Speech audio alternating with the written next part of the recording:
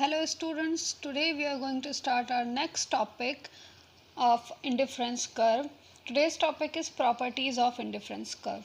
So let's move further. IC slopes downward. सबसे पहली property जो है वो है क्या कि IC slopes downward, यानी कि इंडिफरेंस कर्व का जो ये स्लोप होता है ये डाउनवर्ड साइड में होता है, यानी कि लेफ़्ट टू राइट आप कह सकते हो कि ये होता है। ठीक, पहली प्रॉपर्टीज़ क्या हो गई कि इसका कर्व डाउनवर्ड होता है। क्यों होता है? अब पता है कि पहले किसी एक की क्वांटिटी को बढ़ाने के लिए अगर हम ये क्वांटिटी रखें हैं, दूसरे की क्वांटिटी ये, तो अगर इस क्वांटिटी को हमको बढ़ाना है, ठीक है, तो हमें इसकी क्वांटिटी को कम करना पड़ेगा, तभी हम दूसरी क्वांटिटी बढ़ा सकते हैं। अगर और बढ़ाना है तो इसकी क्वांटिटी को और कम करके इसकी क्वांटिटी को और बढ़ाना होगा। तो जो ये सेक्रीफाइसेस हम करते हैं ना एक गुड्स के लिए दूसरे गुड्स को, यही रीज़न है कि ये स्लोप क्या होता है, इसका डाउनवर्ड स्लोपिंग होता है। ठीक है, आपके बुक्स में भी बुक में बहुत अच्छे एग्जाम्पल के साथ यहाँ पे बताया है, आप इसे रीड करना।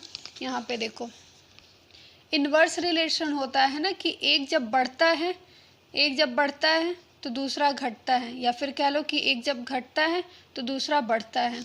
तो ये जो गुड्स के कॉम्बिनेशंस हम बनाते हैं कि एक के बदले में दूसरे को सेक्रीफाइस जो करते हैं, उसकी वजह से ये जो इसी की वजह से इसका ये क्या है, डाउनवर्ड स्लोपिंग होता है। नेक्स्ट है कि आईसी कर्व आपका कॉन्वेक्स टू द ओरिजिन होता है।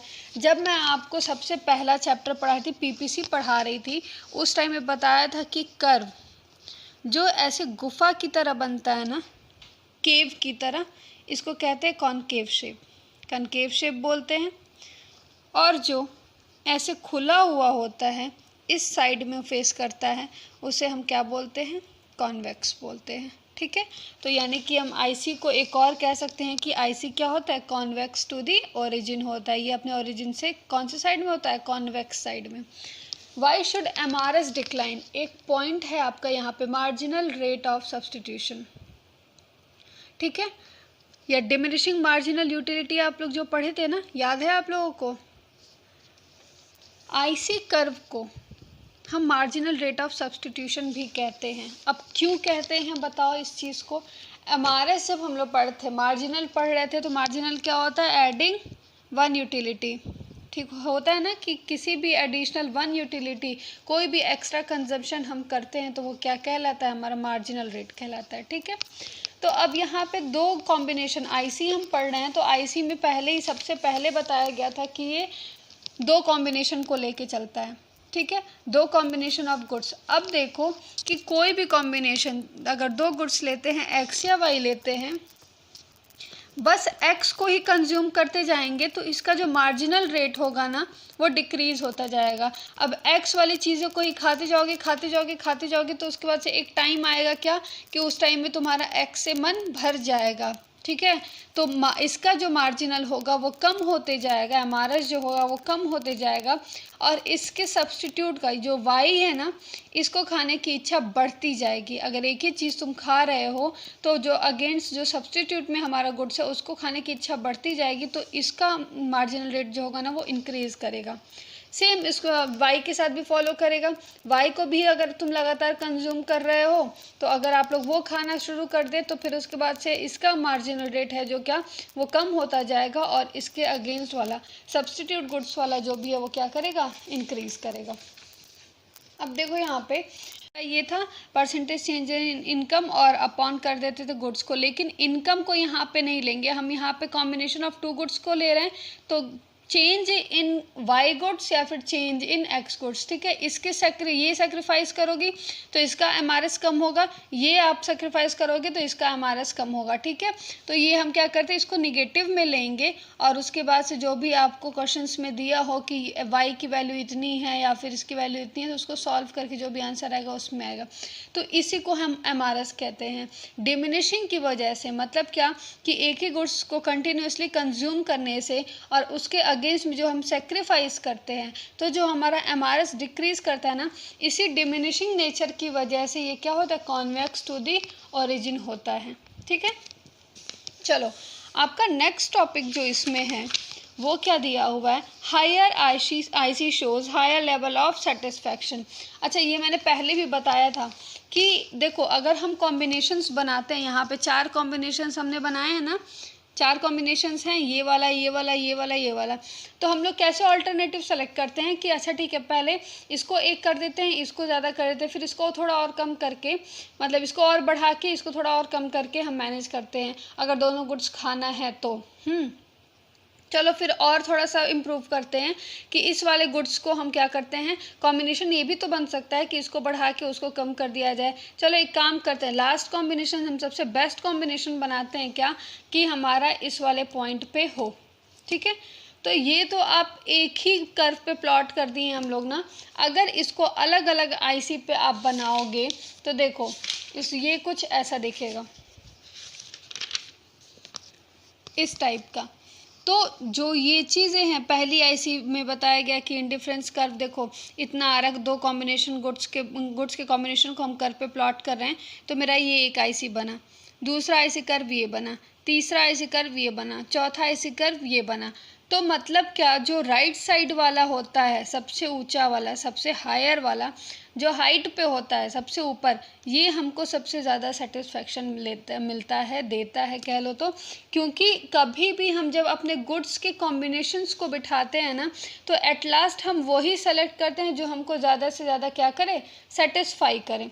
ठीक है, नेक्स्ट क्या है, कभी भी हमारा जो इंडिफरेंस कर्व है एक दूसरे को इंटरसेक्ट नहीं करता है। क्यों नहीं करेगा भाई, क्यों नहीं हो सकता कि अगर हम ये एक कॉम्बिनेशन बना रहे हैं तो फिर ये एक कॉम्बिनेशन हो सकता है, तो ये एक दूसरे को काट रहा है ना, ये चीज़ कभी भी यहाँ पे नहीं होगी, ये रॉन्ग होता है। इंडिफरेंस कर्व कभी भी एक दूसरे को नहीं काटेगा। आप ही सोचो, आप एक लेवल पे एक टाइम पे आप मान लो कि इस चीज़ से, इस वाले कॉम्बिनेशन से सेटिस्फाई हो, ठीक है, अब क्या बोल रहे हो आप कि नहीं, कभी कभी तो ये गुड्स हमको ज़्यादा सेटिस्फाई करता है और कभी कभी बिल्कुल निगेटिव में चला जाता है, कम सेटिस्फैक्शन देने लगता है। ऐसा कुछ भी नहीं होता है।